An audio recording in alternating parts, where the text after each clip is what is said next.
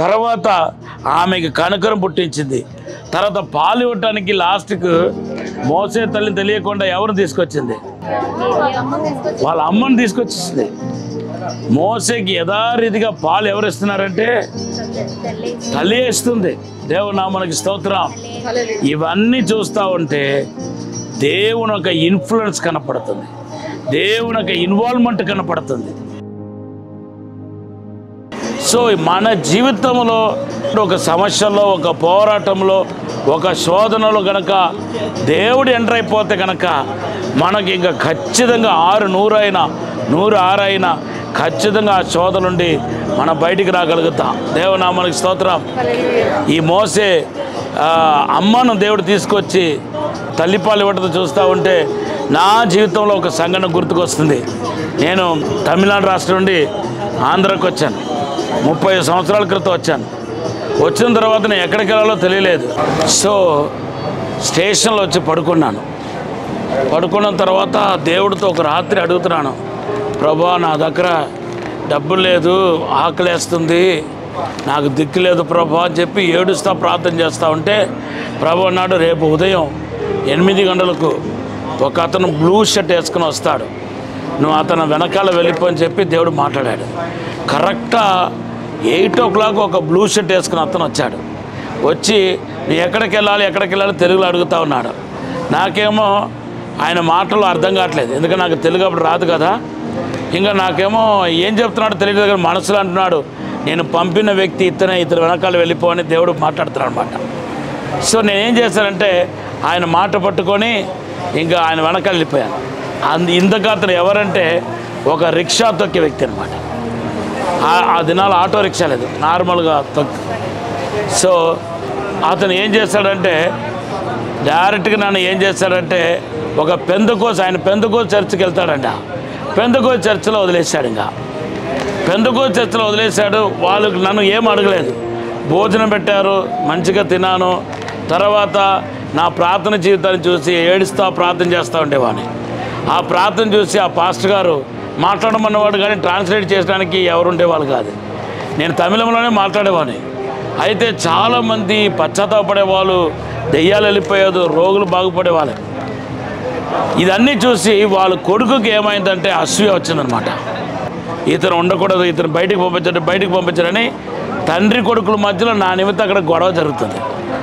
So నేను ఎలా అయినా బయటికి వెళ్ళిపోవాలనుకుంటాను, కానీ ఎక్కడికి వెళ్ళాలో తెలియదు, ఎవరింటికి వెళ్ళాలో తెలియలేదు. అలా ప్రార్థన చేస్తూ ఉంటే మా అన్నయ్య ఒక అతను ఒంగోలులో FCIలో అంటే ఫుడ్ కార్పొరేషన్ ఆఫ్ ఇండియాలో ఆయన ఇంజనీర్ అన్నమాట. అతను వాళ్ళు ఏదో ఆయన మానసికంగా ఆయన డిస్టర్బ్ అయిపోయి ఆయన ట్రాన్స్ఫర్ పెట్టుకుని ఎగ్జాక్ట్గా ఎక్కడికి వచ్చాడంటే రాజమండ్రికి వచ్చాడనమాట. రాజమండ్రికి వస్తే ఆయనకు అసిస్టెంట్గా ఉన్న అతను, సార్ మీరు మానసికంగా బాగాలేదు, కొత్తగా వచ్చారు, తమిళియన్ ఒక అతను మా చర్చిలో వచ్చి ఉంటున్నాడు, మీరు అతనితో వచ్చి మాట్లాడండి, మీకు ఎవరు ఇక్కడ తమిళ్ మాట్లాడే వాళ్ళు లేరు కదా, అతనితో వచ్చి మాట్లాడండి చెప్తే అతను తీసుకొచ్చాడనమాట మా అన్నయ్యని. తీసుకొస్తే నేనేమో వాక్యం చెప్తున్నాను. అప్పుడు ఆయన వచ్చి అలా కూర్చున్నాడు. షాక్ అయిపోయాను. 6 సంవత్సరాలుగా నాకు ఆయనకు కాంటాక్ట్ లేదు. ఇదేంట్రప్ప ఈయన ఎక్కడ వచ్చాడు పాప అని చెప్పి అనుకుంటున్నాను. ఈయన కాదు నేను అనుకుంటున్నాను. మా తమ్ముడు ఎక్కడితో వచ్చాడు, అక్కడే కాదు ఎక్కడో ఉన్నాడు కదా, ఆయన ఎలా వచ్చాడు చెప్పి అతను ఆశ్చర్యంగా చూస్తూ ఉన్నాడు. మీటింగ్ అయిన తర్వాత ఇంకా మా అన్నయ్య అని చెప్పి తెలిసిపోయింది. వెళ్ళి అలా గట్టిగా పట్టుకొని కౌకలించుకొని ఇంకా మాట్లాడితే ఎందుకు వచ్చావంటే అప్పుడు ఈ కథ అంతా చెప్పాను. ఇప్పుడు ఎందుకు చెప్పానంటే మోసే తల్లి ఏం చేసిందంటే ఆయనకు పాలు ఇవ్వటానికి, తల్లి పాలు ఇవ్వటానికి ఫరో కుమార్తె చేత తీసుకొని రాబడింది. అంటే ఎంత అద్భుతంగా దేవుడు చేస్తున్నాడో చూడండి. కాబట్టి మన దేవుని ఏర్పాట్లో, దేవుని చిత్తంలో మనం గనక ఉంటే గనక అన్ని మిరకల్స్ వేలో, అద్భుతమైన వీధిలో దేవుడు సమకూర్చగలుగుతాడు. హల్లెలూయా. నీకు ఏం కావాలన్నా, ఏది చేయాలన్నా ఒక్కొక్కసారి ఆశ్చర్యంగా ఉంటుంది. అలాగే ఇట్లా మీటింగ్కి వెళుతున్నప్పుడు, ఊరికి వెళుతున్నప్పుడు కావాల్సిన ధనాన్ని దేవుడే అద్భుతంగా సమకూరుస్తాడు. కాబట్టి మీ జీవితంలో మోసేకి జరిగినట్టే, మోసే దేవుడే మన దేవుడు.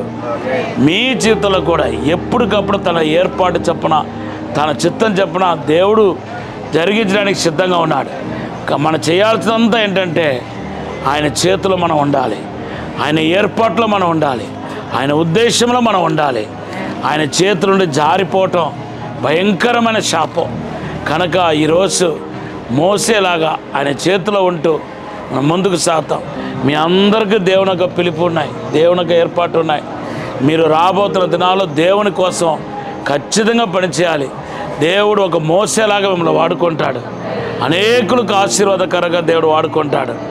సో దేవుని యొక్క ఇన్వాల్వ్మెంట్, మోసే యొక్క పుట్టుక నుండి ఆడు పెద్దవాడు అయ్యేదాకా, ఇంకా నాయకుడు అయ్యేదాకా, అభిషేకం పొందేదాకా, తర్వాత నడిపించేదాకా ఆ 120 సంవత్సరాలు గాడ్ ఇంటర్వెన్షన్ మనం చూస్తున్నాం.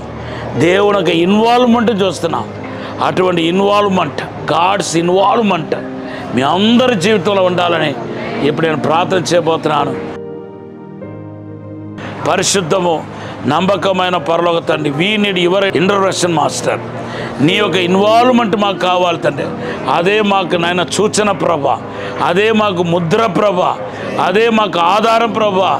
అయ్యా తండ్రి, నీ ఇన్వాల్వ్మెంట్ ప్రభా ఆది నుండి ఉండాలని కోరుకుంటున్నాం ప్రభా. యేసు నామములో ఆశీర్వదించమని అడుగుతున్నాను. నీ ప్రసన్నం చేత, మహిమ చేత నింపండి ప్రభా. అయ్యా, ఈ హోలీ ల్యాండ్ టూర్లో నాతో పాటు వచ్చిన 48 మంది పాస్టర్లు, పాస్టరమ్మాలు ప్రభా తండ్రి, ఆత్మీయులు అందరినీ ఆశీర్వదించండి, అభిషేకించండి ప్రభా. ఈ నైల్ నది సాక్షిగా ఈ పట్టణం రక్షించబడాలని ప్రార్థన చేస్తున్నాం. ఈ పట్టణంలో విడుదల రావాలని ప్రార్థన చేస్తున్నాం. అసాధారణమైన అద్భుతమైన కార్యం జరగాలని ప్రార్థన చేస్తున్నాం. ఇప్పుడే దీవించండి, బలపరచండి, అభిషేకించి నడిపించండి ప్రభా. ప్రతి ఒక్కరు వర్ధల చేయమని యేసు నామములో అడిగి వేడుకుంటున్నాము తండ్రి. అందరూ ప్రైజ్ లార్డ్ చెప్పండి.